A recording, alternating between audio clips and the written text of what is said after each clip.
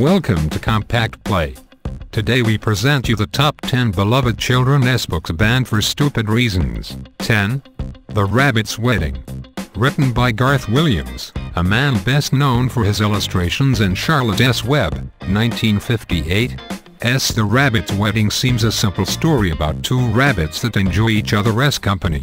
However, one of the rabbits is white and the other is black, literally white and black, so many considered the book an allegory for interracial relationships. When asked about it, Williams stated that his book has no political significance. Newspapers denounced the book for brainwashing readers into accepting integration. Alabama-made state-run libraries bury the book in special reserve shelves, attracting mass coverage from other papers that ridiculed the state's decision. In one local library, the book became so popular that librarians had to put it on the waiting list. 9. In the Night Kitchen. From the author who brought us the frequently challenged Where the Wild Things Are in 1970, In the Night Kitchen, which follows the surreal dreams of 3-year-old Mickey. With no political overtones or hidden messages, it would seem the book had no reason to be challenged. However, in one small instance during the dream, Mickey is naked, with full genitalia in view. Many schools and libraries refused to stock the book. In the Night Kitchen was also subject to a milder form of censorship. As one woman put it, people keep drawing diapers on the little kid. The book's controversy pained author Maurice Sendak, who insisted there was nothing wrong with the illustrations. He defended the nudity by reasoning that if Mickey was going to be playing in dough or milk, it made sense for him to be nude because people don't swim fully dressed. Yet the defense had its flaws. Some people felt the phallic milk bottle Mickey swims in hints that the book is really a story about masturbation. 8. Harriet the Spy. While some remember this story for the Nickelodeon movie starring Michelle Trachtenberg, Harriet the Spy was a novel first, written in 1964. The book covers the misadventures of a young girl growing up on the Upper East Side of Manhattan. Pretending to be a spy, with her notebook filled to the brim with details about the people in her neighborhood, Harriet was extremely popular with young girls.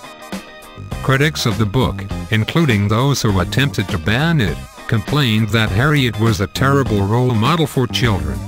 They said the story would teach children to lie, gossip, and curse, as though any child don't do those things anyway. Some people also felt the book promoted a gay lifestyle, though it said nothing about Harriet's orientation, because author Louise Fitzhugh was gay and Harriet was a tomboy. 7. And Tango Makes 3.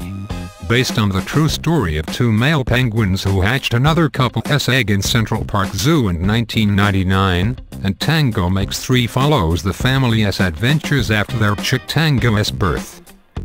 The book also examines the details of the parents' relationship, which led zookeepers to give them an egg of their own to raise. For example, they were seen bowing to each other, which is an act traditionally seen among male-female penguin couples. Later, the pair built a nest and tried to hatch a rock. Conservative groups such as Focus on the Family objected to the book, saying it indoctrinated children into accepting same-sex marriage. Most librarians kept the book on their shelves, allowing children to delight in a true life story. 6. Are You Their God? It's Me, Margaret. Judy Blume, the woman who invented American adolescence, has had several run-ins with would-be censors, most notably with her 1970 work Are You Their God?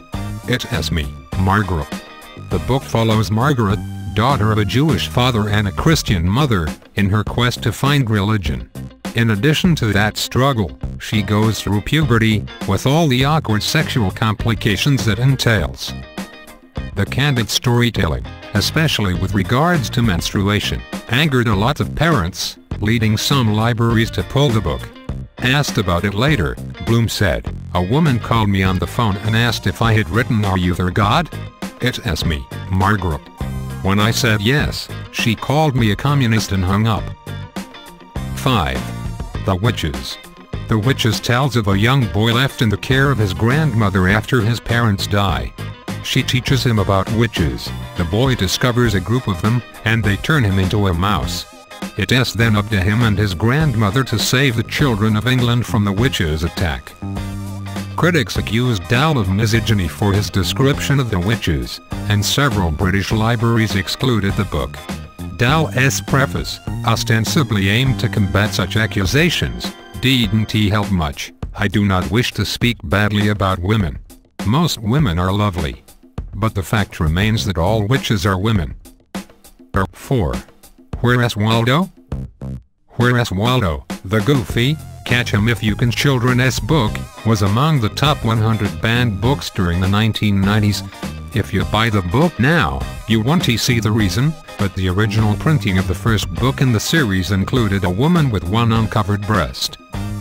Extremely small and relatively unnoticeable, the breast was spotted by crafty old censors who pored over every inch with a magnifying glass.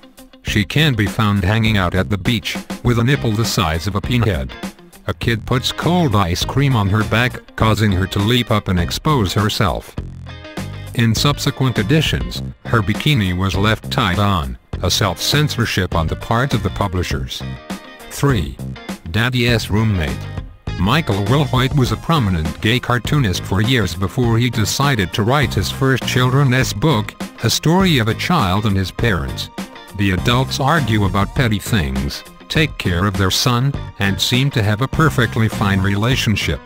The controversy stemmed from the roommate being a man. The book became the most frequently banned children's book in U.S. history. The book was even brought up in the U.S. Senate, which voted to withhold funding from any school which taught homosexual acceptance through books like Daddy's Roommate. Some regular citizens even went so far as to check out the book from their local library and then refused to return it. The publisher offered to give free books to any library that asked. During the 2008 U.S. presidential campaign, rumors arose that Sarah Palin had tried to ban the book while serving as mayor of Wasilla, Alaska. She vigorously denied the claim. 2. Brown Bear, Brown Bear, What Do You See? Brown Bear, What Do You See? Is a simple book written for toddlers, designed to help them identify colors and objects. In it, the narrator asks different animals about the things they can see and illustrates their responses. With no political agenda and without even a narrative, it must seem strange that Texas voted to strike the book from the state's curriculum. Board of Education member Pat Hardy justified the decision by pointing to the author as other book, Ethical Marxism, the categorical imperative of liberation. However, a modicum of research would have easily shown Texas lawmakers that Brown Bear author Bill Martin did not write that book. He simply shared his name with a Chicago professor, who was the real author. In fact, Ethical Marxism was first published in 2008, Brown Bear's Bill Martin had died in 2004.